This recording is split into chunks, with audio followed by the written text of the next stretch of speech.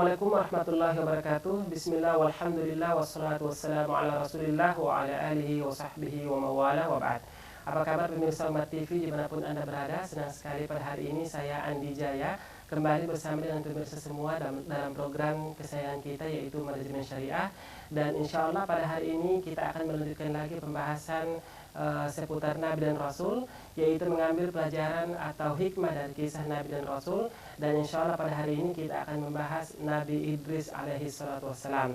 Dan telah hadir di studio kita pada hari ini Bapak Dr. Henry Tanjung sebagai narasumber kita di program Manajemen Syariah. Assalamualaikum Pak. Waalaikumsalam. Sehat Pak ya? Alhamdulillah. Baik. Nabi Idris, silahkan Pak. Iya. Bismillahirrahmanirrahim. Assalamualaikum warahmatullahi wabarakatuh. Para pemirsa sekalian yang berbahagia, yang insya Allah dirahmati oleh Allah Subhanahu Wa Taala. Kali ini kita akan membahas tentang kisah daripada Nabi Idris alaihissalam dan apa pelajaran-pelajaran manajemen yang bisa kita ambil daripada kisah Nabi Idris alaihissalam ini. Nama Nabi Idris tidak banyak disebut dalam Al-Quran, hanya ada di dua tempat. Yang pertama adalah dalam surat Maryam, surat yang ke-19 ayat 56. Kemudian yang kedua adalah dalam surat Al-Anbiya yang ke-21 ayat 85 dan ayat 86 ya. Mungkin kita lihat dulu Ustaz Andi. Ya. Surat Maryam. Surah Maryam ya. 19 Ya.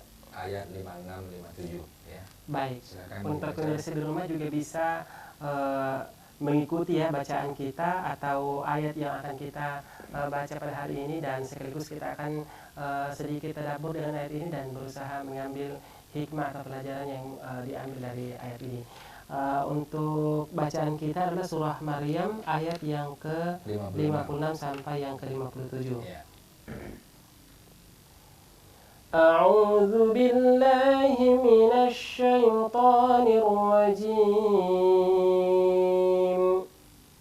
Bismillahirrahmanirrahim. Wadhkur fil kitab Idris innahu kana siddiqan nabiyya wa rafa'nahu makanan 'aliyya. Ya. Artinya? Ya. Dan ceritakanlah wahai Muhammad kisah Idris di dalam kitab Al-Quran. Sesungguhnya dia seorang yang sangat mencintai kebenaran dan seorang nabi, dan kami telah mengangkatnya ke martabat yang tinggi. Iya. Para pemirsa sekalian yang berbahagia, dalam surat Maryam ini Allah berfirman wadhkur ya. Dan ceritakanlah di dalam kitab ya, dalam Al-Quran Idris, yaitu tentang kisah Nabi Idris ya. Innahu, sesungguhnya Nabi Idris itu karena siddiqon, orang yang membenarkan, siddiq nabi ya, dan juga seorang nabi. Jadi jelas ya. Iya. Jadi jelas Idris itu adalah seorang nabi. Iya. Langsung ditegaskan dalam Al-Quran oleh Allah Subhanahu Wa Taala dalam surat Maryam ayat 8 ayat Ayat yang 56. ke-56. Kemudian warafa'nahu, Allah mengangkat ya. Allah mengangkat dia makanan pada tempat aliyah yang tinggi ya.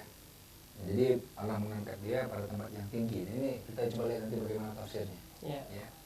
Jadi para pemirsa sekalian yang berbahagia, kalau kita lihat ya, ada 3 di sini dalam rangkaian 2 ayat ini, ada 3 testimoni daripada Allah kepada Nabi Idris. Yang pertama adalah Nabi Idris ini seorang yang membenarkan atau siddiq. Yang kedua, Nabi Idris ini seorang nabi ya. Dan yang ketiga, Nabi Idris ini memiliki kedudukan yang tinggi ya. Kenapa? Warafa'na, diangkat ya, diangkat ya. Nah, diangkat ini pun itu ada 2 penafsiran ya. Penafsiran yang pertama misalkan dari Hasan Al-Basri, itu artinya warafa'nahu makanan aliyah, Allah mengangkatnya pada tempat yang tinggi, itu maksudnya Allah mengangkatnya ke surga. Itu menurut Hasan Al-Basri ya. Tetapi menurut Imam At-Tabari dalam tafsirnya ya, itu mengatakan Nabi Idris ini diangkat ke langit dan dalam posisi hidup. Ya. Jadi seperti Nabi Isa, ya, diangkat ke langit dalam posisi hidup. Jadi ada dua penafsiran. Yang pertama diangkat ke tempat yang tinggi itu adalah ke surga. Iya. Yang kedua memang diangkat ke langit. Ya. Nah ini testimoni yang bisa kita ambil daripada surat Maryam ini. Iya. Nah kemudian yang kedua, nama Nabi Idris disebut dalam surat Al-Anbiya, ayatnya 85-86. Iya, surah Al-Anbiya ayat yang ke-85 sampai ayat 86 ya. Iya. Iya, untuk pemirsa di rumah ya bisa bergabung bersama kami dan bisa mengikuti bacaan ayat yang kita baca di surah Al-Anbiya ayat yang ke-85 sampai ayat yang ke-86. Iya. أعوذ بالله من الشيطان الرجيم وإسماعيل وإدريس وذا الكفل كل من الصابرين وأدخلناهم في رحمتنا innahum minas salihin. Ya, artinya dan ingatlah kisah Ismail, Idris dan Zulkifli. Mereka semua termasuk orang-orang yang sabar. Dan kami masukkan mereka ke dalam rahmat kami. Sungguh mereka termasuk orang-orang yang soleh. Ya. Para pemirsa sekalian, dalam surat Al-Anbiya ini Allah menyebutkan lagi nama Nabi Idris. Tapi kemudian digandeng dengan dua nama Nabi yang lain. Ya. Wa Ismail dan Nabi Ismail, wa Idris dan Nabi Idris, wa Zulkifli dan Nabi Zulkifli. Kulun, ya, setiap mereka itu minas sabirin, adalah tergolong orang-orang yang sabar. Ya. Ya. Kemudian wa adkhalnahum fi rahmatina, dan kami memasukkan mereka ke dalam rahmat kami. Nah, apa maknanya rahmat di sini? Ya. Maknanya adalah surga. Ya. Jadi memang ini nama-nama Nabi ini sudah Allah janjikan masuk surga. Ya. Karena Allah sudah jelaskan dalam Al-Quran akan dimasukkan ke dalam surga rahmat itu. Ya. Jadi ini senada dengan perkataan Hasan Al-Basri tadi. Ya. Jadi mengangkat yang paling tinggi adalah maksudnya dalam surga. Ya. Innahum minas solihin, ya, sebenarnya mereka itu termasuk orang-orang yang soleh. Jadi ada dua di sini testimoni Allah. Ya. Yang pertama adalah sabar, Nabi Idris itu. Yang kedua adalah soleh. Ya. Jadi kalau kita lihat dalam rangkaian 4 ayat dalam 2 surat tadi, berarti ada 5, ya, ada 5 penyifatan Allah kepada Nabi Idris. Ya. Yang pertama Siddiq, yang kedua Nabi, yang ketiga memiliki martabat yang tinggi atau derajat yang tinggi, yang keempat sabar, yang kelima soleh. Nah, barangkali sudah lengkap ini ya. Ya, jadi tipikal seorang hamba kalau sudah punya 5 ini kayaknya udah luar biasa nih para pemirsa sekalian. Ya. Nah, sebelum kita mencoba untuk menggali aspek-aspek manajemen dalam kisah Nabi ini, saya pertama sekali perlu juga Nabi Idris ini. Maka saya perlu juga mengenalkan sebenarnya bagaimana ya hidupnya Nabi Idris ini. Baik. Tadi telah disebutkan ya bahwa kurang lebih ada 5 sifat yang dimiliki oleh Nabi Idris. Yang pertama adalah bahwa dia siddiq, kemudian Nabiya, seorang Nabi, dan dia diangkat ke punya martabat yang tinggi, dan termasuk ada orang-orang yang sabar dan juga orang yang soleh. Baik, kita akan lebih membahas lebih terperinci lagi, lebih detail lagi tentang Nabi Idris, dan mungkin sedikit kisah-kisah yang terkait dengan Nabi Idris dalam Al-Quran maupun dalam hadis-hadis Nabi setelah jeda pariwara berikut. Ya, pemirsa jangan kemana-mana, kami akan segera kembali setelah jeda pariwara berikut.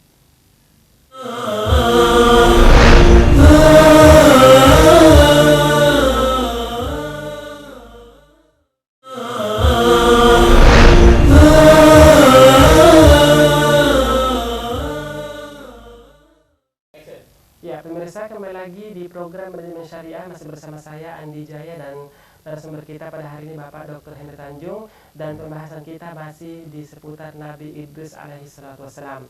Baik, telah disebutkan tadi bahwa kurang lebih ada 5 sifat yang disebutkan oleh Allah dalam Al-Quran tentang Nabi Idris, bahwa yang pertama beliau adalah seorang siddiq, ya.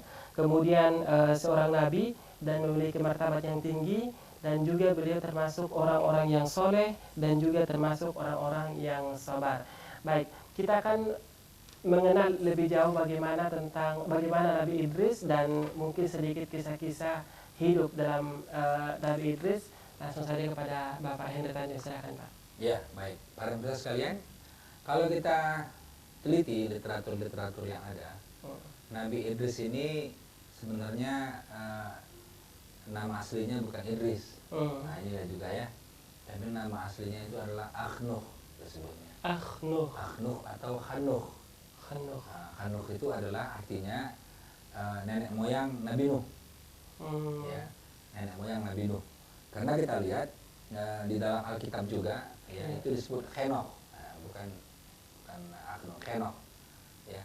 Jadi Nabi Idris ini turunan ke-6 daripada Nabi Adam.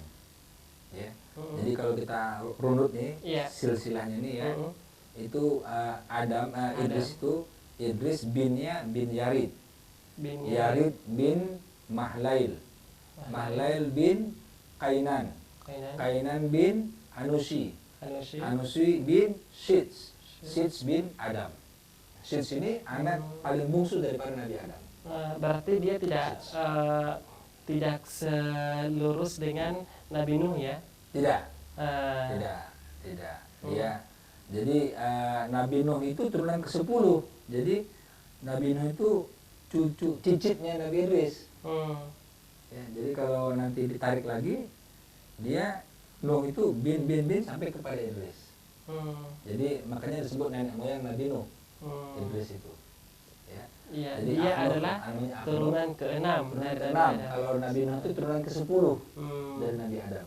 Cukup jauh ya jaraknya. Cukup jauh, jadi 4 generasi. 4 generasi. Apalagi kalau kita lihat zaman dulu umur manusia panjang-panjang. Iya, sampai ratusan tahun ya, Pak. Ribuan tahun. Nabi Nuh itu 1000 tahun kurang 50. Iya.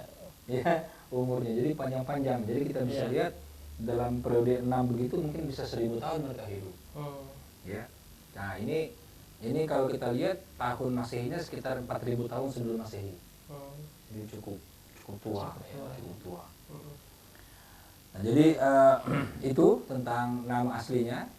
Kemudian kenapa namanya jadi Idris? Kan gitu ya. Idris itu diambil dari bahasa Arab, dari akar katanya darosa. Darosa Idrusu. Darosa Idrusu. Apa darosa? Belajar. Nah, kenapa?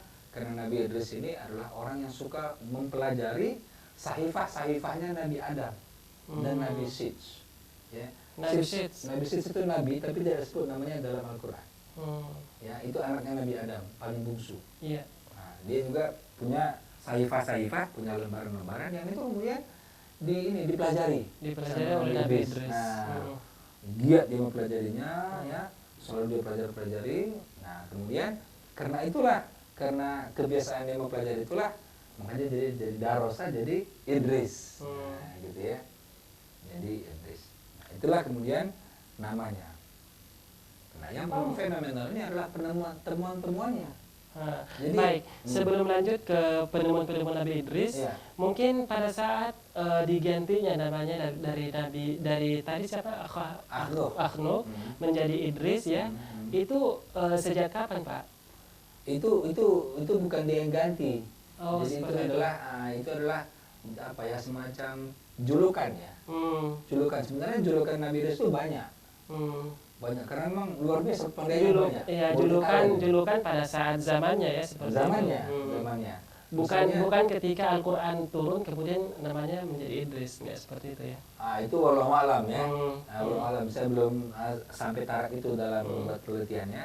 Tetapi paling tidak nama yang disebut dalam Al-Quran itu nama Idris, ya, bukan Akhnuh tadi. Ya, sebenarnya itu adalah namanya daripada Nabi Nuh. Iya. Nah, jadi julukannya bukan hanya orang yang pembelajar, bukan hanya sebagai seorang pembelajar, tapi juga dia juga punya julukan Asadul Usud, singanya segala singa. Coba, ya. Jadi kalau para pemirsa sekalian membayangkan seekor singa, itu seperti apa? Pasti perkasa, ya kan? Pasti pemberani kan? Nah, dia singa segala singa. itu menunjukkan keperkasaannya itu. Ya. Nah, dan dengan keperkasaan inilah dan keberanian inilah dia memerangi orang-orang yang durhaka. Makanya namanya menjadi Asadul Usud ketika itu julukannya. Ada lagi julukan yang lain, Haramasul Haramasul Haramisah. Jadi ahli perbintangan. Ya, astronom. Ya. Beliau ahli ya di bidang itu pada saat jadi, itu. Iya, jadi keahlian beliau ini banyak sekali. Jadi kalau mungkin kayak manusia sekarang tuh multi talent lah. Ya, banyak sekali. Dan beliau penemu beberapa hal-hal yang penting-penting. Jadi kalau kita analogkan dengan zaman sekarang itu kira-kira beliau penemu beberapa Guinness Book of Record. Gitu. Ya, jadi mungkin nama beliau akan tercatat di dalam Guinness Book itu mungkin banyak sekali temuan-temuannya. Iya. Nah, di antaranya apa? Beliau yang menemukan tulisan. Sebenarnya tidak ada tulisan. Sebelum zamannya Nabi Idris, Tidak ada tulisan belum ada ya. Belum ada. Beliau yang menemukan. Beliau yang menemukan pena, alat untuk menulis. Ya. Beliau yang menemukan jahit, alat untuk menjahit. Oh, Masya Allah. Dan beliau orang yang pintar menjahit, bukan hanya menemukan alat, tapi dia pintar menjahit. Jadi sama juga beliau menemukan pena, beliau bisa menulis. Ya. Ini sebagai faedah juga buat para pemirsa ya yang berprofesi sebagai tukang jahit bahwa profesi Anda sekarang itu berawal dari Nabi Idris. Nah, profesi Nabi Idris. Subhanallah, ya. Dan itu disebut dalam profesi Nabi Idris itu disebut sebagai tukang jahit itu bukan tidak ada dasar. Itu adalah dalam hadis riwayat Al-Hakim. Ya, bahwasanya Nabi Idris itu adalah seorang tukang jahit. Beliau juga penemu medis, bagaimana mengobati orang. Ya. Mungkin bisa disebutkan contoh. Nah, itu nggak dijelaskan betul. Seperti itu. Dijelaskan betul apa obatnya gitu ya. Apakah kalau mungkin ada orang barat kan ada ya. Iya. Orang barat ada misalkan penisilin. Iya. Ya, proses pasterilisasi ini tidak ada karena rekodnya sudah terlalu lama. Ya. Hanya orang pun dalam beberapa literatur yang coba saya baca itu tidak ada penjelasan obat apa, teknik medis apa gitu. Tapi beliau yang menemukan permasalahan medis dan mereka bisa memecahkannya. Baik, sebelum lanjut tadi disebutkan bahwa Nabi Idris alaihissalam adalah juga penemu menulis ya, tulisan. Pena. Iya, tulisan. Dan juga tulisan. Iya. Ya. Mungkin ada keterangan ketika Nabi Idris pertama kali menemukan tentang tulisan, itu tulisan apa pada waktu itu? Oh, nggak ada. Apakah dalam bahasa Arab misalnya, jelas bahasa dia, hurufnya gitu? Bahasa dia, ya. Jelas bahasa dia, ya belum bahasa Arab ketika itu. Ya, itu. karena bahasa Nabi Ibrahim aja masih bahasa Nabi Musa aja masih bahasa Ibrani kan. Bahasa Ibrani. Ya, jadi tidak akan bahasa Arab ketika itu. Ya. Nah, kemudian di samping temuan-temuannya tadi, beliau juga mahir sekali dalam berbahasa. Ya, beliau bisa beberapa bahasa. Nah, ini luar biasa ini ya. Nah, ini jadi kalau kita lihat itu kan 6 ya, baru 6 ya. Iya. 6. Tetapi kalau jaraknya panjang, iya. dan kemudian umurnya dan mereka punya anak banyak-banyak, iya. Itu kan bisa menyebar ke berbagai benua. Iya. Ya kan? Kalau misalkan satu generasi sampai 100 tahun, iya. Itu kan bisa berbagai benua ya. Nah, jadi beliau mahir berbahasa, pandai matematika. Jadi matematika yang pertama itu ya Nabi Idris gitu kan. Nah, sebelumnya tidak. Kemudian pandai ilmu alam. Jadi menurut saya ini luar biasa nih ya. Iya. Setelah saya mengkaji tentang hidupnya Nabi Idris ini, masya Allah ya, multi talent betul ya. Dan belum jauh daripada Nabi Adam. Iya. Ya, karena Nabi Adam ini kan tidak membawa risalah. Iya. Dia Nabi pertama, tapi dia tidak membawa risalah kan. Jadi para pemirsa sekalian, Adam itu adalah manusia pertama, juga Nabi pertama. Tapi dia tidak membawa risalah karena kaumnya belum ada. Nah, Nabi pertama yang membawa risalah itu adalah Nabi Idris. Karena kaumnya sudah ada ketika itu. Ya. Nah, tugas pertama, tugas risalahnya itu adalah kepada siapa? Kepada kaumnya keturunan Qabil. Qabil yang durhaka yang membunuh saudaranya ya. Saudaranya itu. Kepada keturunannya lah dikirim Nabi Idris. Keturunan dari Qabil itu yang kemudian turun-temurun. Yang durhaka tadi. Nah, Itulah kaum yang kemudian Nabi Idris diutus pada waktu itu. Iya, karena keturunan Qabil ini ada yang baik, ada yang durhaka. Iya. Tidak semua durhaka. Iya. Nah, tapi keturunan Qabil yang durhaka inilah itu yang dikirim Nabi Idris. Jadi Nabi yang mendapatkan tugas pertama untuk menyampaikan risalah adalah Nabi Idris. Bukan Nabi Syekh. Bukan Nabi Adam, bukan Nabi Syekh juga, Iya. bukan. Karena Nabi Syekh masih anak kandungnya Nabi Adam, paling Iya. musuh. Jadi Iya. belum ada kaum. Belum ada kaum. Ini sudah Walaupun orang Syekh generasi. sendiri adalah seorang nabi ya, walaupun tidak disebutkan Iya. dalam Al-Qur'an. Iya, betul. Nah, begitu ya. Nah, jadi kalau kita lihat para pemirsa sekalian, Iya. begitu banyaknya talenta Nabi Idris ini, Iya. tapi yang membuat kita itu takjub dan luar biasa itu adalah ketawaduannya. Tidak sombong sama sekali. Ini yang luar biasa. Ya, kita bisa bayangkan kalau orang sekarang ya seperti itu ya, kira-kira seperti apa? Iya. Ya, bisa matematika, pandai matematika, pandai ilmu alam, ya, pandai berbagai bahasa, pandai menulis, ya, penemu berbagai ini. Ya. Iya. Tapi sama sekali dia tidak sombong. Ya. Nah, ini itu tentang kepandaiannya, Iya. ya, Ustaz Andi. Dan hidupnya di mana? Ada dua keterangan yang saya belum bisa memastikan di mana sebenarnya beliau hidup. Iya. Keterangan yang pertama menjelaskan beliau hidupnya di Mesir. Ya, di Mesir itu daerah Munaf namanya. Tapi keterangan yang lain beliau hidup di Irak, daerah Babilonia.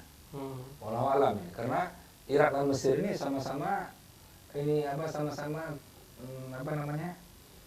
tempat-tempat yang memang memungkinkan untuk orang-orang dulu itu hidup gitu. Ya. Itu sebabnya Karena sejarah-sejarah itu ketika itu kan. Iya, sejarah Babilonia kan terkenal. Daerah Babilonia ya. Nah, di daerah Babilonia ini bangsa ketika Rasul juga lahir kan bangsa yang kuat itu kan bangsa Parsi juga kan berdiri dari sana juga. Dari sebelah Iran itu ya, Irak itu. Iya. Gitu. Ya. Jadi ini hidupnya Nabi Idris ini di daerah itu. Nah, kemudian bagaimana dengan wafatnya? Iya. Ini saya mencoba mengkaji beberapa kitab, ya. Ibnu Hatim mengatakan dalam kitab tafsirnya, beliau wafatnya bukan di bumi, tapi di langit. Berarti kembali dong pengertian yang disebabkan oleh Imam At-Tabari tadi. Iya, jadi beliau diangkat ke langit dalam keadaan wafat di hidup. langit. Gitu. Iya. Wafat di langit. Kenapa? Karena di dalam hadis riwayat Bukhari, ini kan kitab kedua yang paling sahih setelah Al-Quran. Dalam kitab sahih Bukhari itu hadisnya hadis 3598 ya. Itu dijelaskan bahwasanya Nabi Idris bertemu dengan Nabi Muhammad ketika Nabi Muhammad Mi'raj ke langit. Ya. Jadi bertemunya itu dalam salah satu surga. Nah, dijelaskan begitu disampaikan, ya, salam wahai saudaraku Nabi yang soleh. Kemudian Nabi Muhammad bertanya, siapa ini? Maka mereka menjawab, inilah Nabi Idris. Jadi dalam kitab Sahih Bukhari itu dijelaskan memang bertemu Nabi Idris dengan Nabi Muhammad di langit, ya. Artinya di surga, di langit itu, ya. Nah, jadi ini menandakan bahwa memang diangkat tadi kalau dalam ayat berapa tadi, ayat 57, Allah mengangkat ke tempat yang tinggi, ya. Kalau Hasan al-Basri mengatakan surga, kemudian kalau At-Tabari mengatakan ke langit. Kan ada dua penafsiran. Ada ke surga, ada ke langit. Nah, ya. Nah, kalau ke surga berarti bertemu memang betul dengan Nabi Muhammad. Ya, penafsiran Hasan al-Basri itu. Ya, jadi diangkat ke surga Nabi Idris ini. Ya, jadi tidak ada keterangan beliau wafat di bumi. Dan di mana kuburannya itu belum tidak ada keterangan ketika itu. Ya, dan saya coba untuk mencari literatur itu sulit menemukannya, ya. Sulit menemukannya. Baik, mungkin ada kisah terkait dengan istri beliau atau anak beliau? Itu nggak ada. Nggak ada. Ya, kemungkinan diangkat ini karena usianya relatif muda ketika itu, 82 tahun. Diangkatnya ke langit. Jadi kalau 82 tahun ukuran 1000 tahun kan, ya, berarti untuk belum zaman nikah, itu ya. Untuk zaman Tetapi itu. umur yang seperti itu bisa menemukan segala macam ini ya, yang kita sebutkan tadi sebagai orang yang multi talent seperti itu. Iya, betul. Karena memang ya zamannya seperti itu kan. termasuk seperti itu, dan rahmat Allah lah kepada Nabi Idris Baik. itu. Tadi juga disebutkan bahwa salah satu sifat yang dimiliki oleh Nabi Idris adalah kesabaran dan kesolehan. Beliau adalah termasuk orang-orang yang sabar dan orang-orang yang soleh. Iya. Ada kisah-kisah seputar bagaimana kesolehan atau yang menceritakan kesolehan atau kesabaran beliau? Nah, itu sangat sulit ya para pemirsa sekalian, karena ini Nabi Idris ini Nabi pertama Iya. yang paling tua setelah Nabi Adam. Iya, pertama yang membawa risalah. Membawa ya, Pak. risalah. Jadi sangat sulit sekali untuk menginikan, untuk melihat keterangan-keterangannya, dan kitab tafsir pun itu tidak banyak yang bicara mengenai kesolehannya. Ya. Tetapi ada satu kisah, Iya. itu ketika itu kemarau panjang terjadi, dan Nabi Idris berdoa ya, supaya turun hujan, dan akhirnya turun hujan. Jadi biasanya kan kalau orang-orang soleh itu kan doanya diterima. Iya. Ya. Jadi turun hujan setelah kemarau yang panjang, yang sangat panjang. Ya. Jadi memang kalau kita lihat kemarau itu bentuk daripada hukuman Allah sebenarnya. Iya. Ya. Nah, jadi kita pun nanti seperti itu pemirsa sekalian. Ya. Jadi hati-hati dengan kemarau panjang. Ya. Iya. Kemarau panjang ini jangan-jangan bentuk hukuman Allah kepada kita. Kita harus siap-siap itu nanti. Ya, kembali untuk banyak-banyak bermuhasabah, ya, banyak bertaubat kepada Allah Subhanahu wa taala. Betul. Baik, menarik sekali ya, tadi disebutkan bagaimana sifat-sifat Nabi Idris, kemudian tadi sempat disebutkan bahwa Nabi Idris adalah seorang penemu ya, bapaknya penemu ya. Mungkin bisa kita katakan sebagai bapaknya penemu. Kepayaannya banyak sekali kepayaannya. Kepayaannya sangat banyak, bisa dikatakan sebagai orang yang multi talent. Dan di balik semua itu beliau adalah seorang yang sangat tawadu. Betul. Ya, namun sayang sekali tidak banyak keterangan ya yang menjelaskan tentang bagaimana kisah hidup Nabi Idris alaihissalam. Baik, pemirsa jangan kemana-mana, kami akan segera kembali setelah jeda pariwara berikut, dan kita akan membahas bagaimana pelajaran manajemen yang bisa diambil dari kisah Nabi Idris alaihissalam. Ya.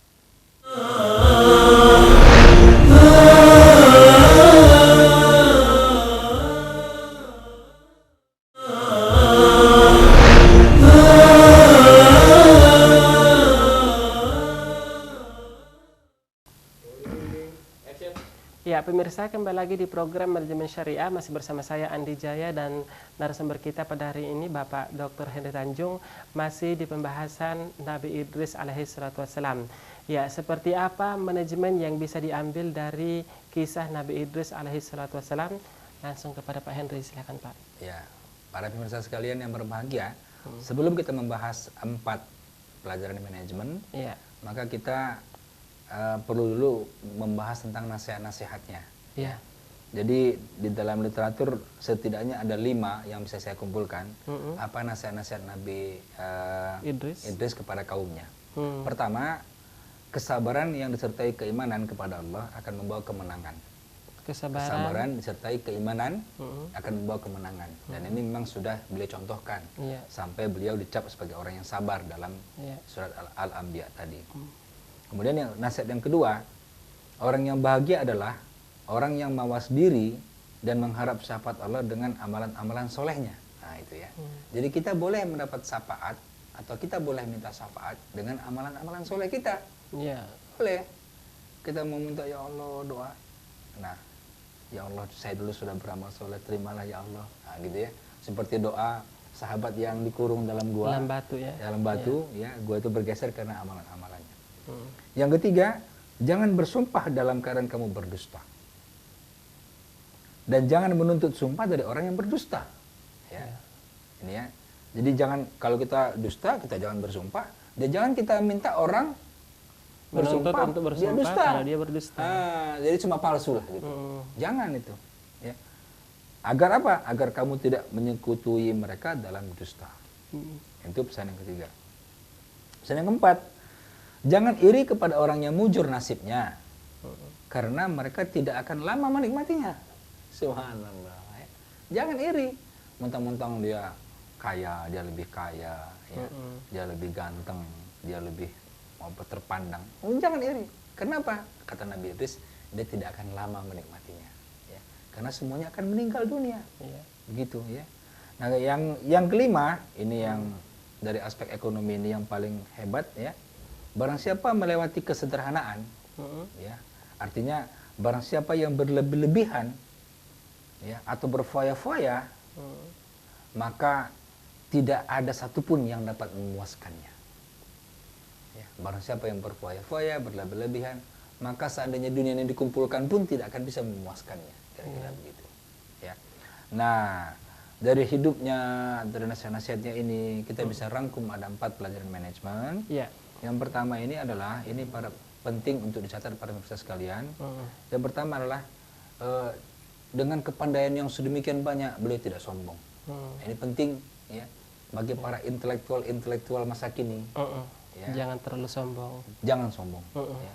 Nabi Idris aja. Ya. Nabi Idris saja yang sudah begitu punya banyak kepandaian, beliau tidak sombong. Bahkan dia nasihati kaum-kaumnya untuk tidak sombong. Ya. Ini karena sombong itu adalah milik Allah kan. Ya. Milik Allah ya. Allah yang maha tinggi, itu sombong itu milik Allah bukan milik hamba. Ya.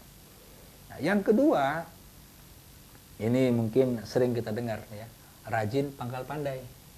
Nah ya, jadi manjada wajada. Barang siapa yang sungguh-sungguh pasti mendapat. Ya, kalau rajin maka kita akan jadi pandai. Ya.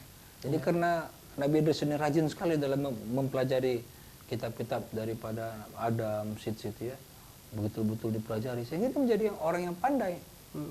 Tidak mungkin pandainya sendiri tanpa dia berusaha keras. Ya. Jadi ini adalah upaya-upaya untuk orang itu supaya pandai maka dia harus rajin. Iya. Jadi kembali kepada ini sikap mental ini. Ya. Bagaimana kita supaya kita rajin untuk kita mencapai pandai atau rajin pangkal pandai. Nah, yang ketiga para pemirsa itu adalah bukti daripada syukur itu adalah dengan kita berbagi. Ya. Bukti daripada syukur adalah dengan kita berbagi. Ya. Jadi bukti kufur kalau kita tidak mau berbagi.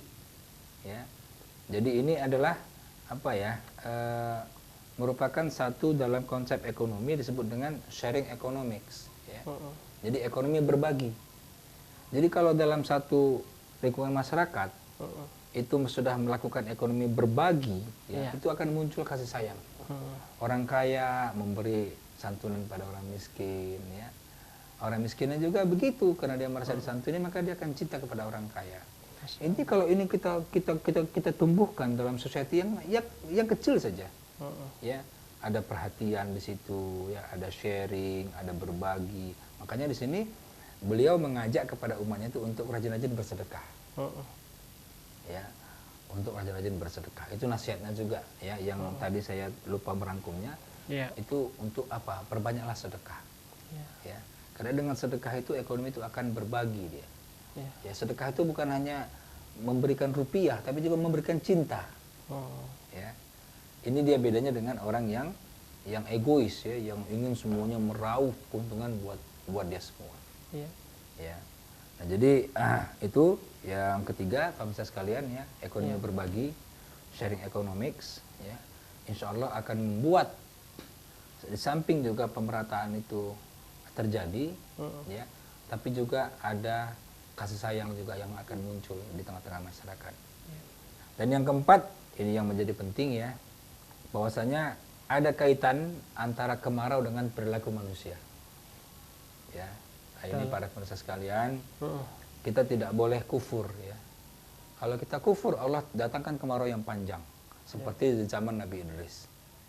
Nah, begitu mereka kufur, Allah berikan kemarau yang panjang, Nabi Idris berdoa, kemudian kemarau itu berhenti, ya, turunlah hujan. Nah, artinya apa? Di sini yang namanya kesalehan sosial itu menjadi penting. Ya, kita tidak cukup dengan saleh secara pribadi, cukuplah saya yang soleh, biarlah orang lain tidak. Tidak. Kita tidak bisa seperti itu. Harusnya seorang menjadi seorang yang muslih, ya. Betul. Kita harus mengajak saudara-saudara lain, kita, kawan-kawan kita, mari kita sama-sama soleh. Kenapa? Karena kalau kita kufur, ya, Allah akan berikan ujian-ujian tadi. Di antaranya adalah kemarau. Ya, jadi kemarau panjang itu merupakan bentuk hukuman dan itu sudah terjadi di zaman Nabi Idris. alaihissalam. Jadi kalau kita ulangi hal yang sama, kalau kita kufur, insya Allah, ya bukan insya Allah ya, artinya kalau kita kufur, ya Allah nanti akan juga berikan ujian berupa kemarau yang panjang. Ya. Nah ini para pemirsa sekalian, mungkin yang poin keempat ini yang saya ingin tekankan, yang saya ingin streskan. Artinya ternyata ada hubungan antara fenomena alam dengan sikap perilaku manusia. Ya. Ini yang oleh orang Barat ini dinegasikan, diputus. Belum masuk akal. Tidak masuk akal. Dibilang, mana ada hubungan antara ekonomi dengan kesolehan sosial. Mana ada. Ya, mana ada hubungannya antara kemarau dengan perilaku manusia. Nggak ada. Ya. Tetapi pelajaran yang kita bisa ambil daripada kisah Nabi Idris ini adalah ternyata ada hubungan kok. Ya, ada hubungan kok. Jadi kalau masyarakatnya kufur, ya Allah berikan ujian-ujian kepada masyarakat itu. Ya. Nah disinilah pentingnya ya pelajaran-pelajaran yang bisa kita ambil. Ada 4 pelajaran tadi. Yang pertama adalah tidak sombong. Ya, meskipun kita pandai. Ini kan manajemen sikap lah ya. Manajemen sikap. Bagaimana kita bersikap di tengah-tengah masyarakat dengan kita punya kepandaian, pintaran, kemahiran. Sepandai-pandainya pun Anda masih ada yang lebih pandai daripada Anda. Betul. Nah yang kedua rajin pangkal pandai. Rajin pangkal pandai. Manjat dawajara. Manjat dawajara. Ini penting sekali ya. Saya masih punya pemikiran dan saya sangat yakin tidak ada orang bodoh. Yang ada adalah orang rajin sama orang yang malas. Orang rajin dia pasti pinter, orang malas dia nggak pinter, itu aja. Ya kalau ada orang bodoh mungkinnya 1 dari 1000 lah, itu pun mungkin karena kesalahan genetik barangkali. Ya. Kemudian yang ketiga nilai berbagi. Ini berbagi tadi. Ya. Berbagi ya, kita harus tidak egois. Ini penting sekali. Ekonomi berbagi, ekonomi dibangun dengan konsep sedekah. Ya. Dan yang keempat ada kaitan antara fenomena alam dengan perilaku manusia. Itu Ustaz Andi. Ya, Masya Allah ya, menarik sekali pembahasannya ya, walaupun tidak terlalu banyak ya keterangan yang bisa kita ambil dari kisah-kisah Nabi Idris alaihissalam, tapi tadi paling tidak ada 4 poin yang bisa dijadikan pelajaran atau hikmah yang bisa kita ambil dari kisah Nabi Idris alaihissalam. Yang pertama adalah nilai untuk tidak sombong, sikap tidak sombong ya. Bagaimanapun Anda pandainya Anda, ingatlah bahwa ada yang lebih pandai daripada Anda. Ya, apapun penemuan Anda, ingatlah bahwa Nabi Idris adalah penemu pertama ya. Betul. Kemudian yang kedua tadi disebutkan bahwa rajin pangkal pandai, ya, rajin pangkal pandai. Jadi sebenarnya manusia nggak ada yang bodoh ya Pak ya, seperti Pak Hendra tadi sebutkan bahwa yang ada adalah orang yang rajin sama yang malas. Yang rajin akan pinter dan yang malas akan nggak jadi pinter gitu, seperti itu. Kemudian yang ketiga adalah bagaimana kita menanamkan nilai-nilai berbagi ya, nilai-nilai berbagi pada diri kita yang akan nantinya bisa menimbulkan pemerataan ya, pemerataan sebagai bentuk syukur, sebagai bentuk syukur kepada Allah Subhanahu wa taala. Kemudian yang keempat tadi bahwa ada keterkaitan antara fenomena alam dengan perilaku manusia. Ketika manusia di suatu negeri kufur, bermaksiat, larut dalam maksiat, maka Allah akan kirimkan azab yang dan azab itu bermacam-macam ya Pak ya. Kalau kita mengingat kembali nabi-nabi yang telah kita bahas sebelumnya, ada Nabi Lut, bagaimana kemudian dilempari dengan batu panas ya, dan sebagainya ya. Baik, menarik sekali ya poin yang kita bisa ambil atau hikmah yang kita bisa ambil pada hari ini dari kisah Nabi Idris alaihi salatu wassalam. Namun sayang sekali pemirsa, waktu kita sangat terbatas, kita telah berada di penghujung waktu, dan jangan lupa saksikan kembali program Manajemen Syariah setiap hari Rabu pukul 16.00 sampai dengan pukul 17.00 waktu Indonesia Barat hanya di Umat TV. Akhir kata saya Andi Jaya dan narasumber kita, pembina kita di Manajemen Syariah Bapak Dr. Hendra Tanjung mohon undur diri, dan mewakili seluruh kru yang bekerja pada hari ini mengucapkan terima kasih yang sebesar-besarnya. Wassalamualaikum warahmatullahi wabarakatuh. Waalaikumsalam.